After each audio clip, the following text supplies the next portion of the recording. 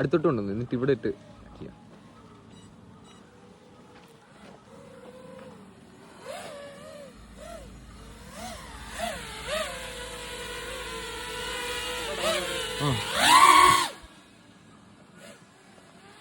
എന്നിട്ട് ഇവിടെ ഇട്ട് എന്തെങ്കിലും ചെയ്യാം. ആക്രോ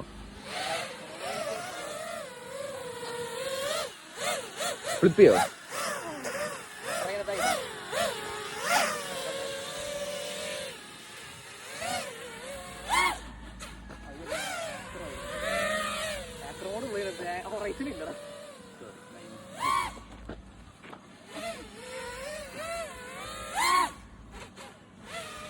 സെറ്റാ മതി.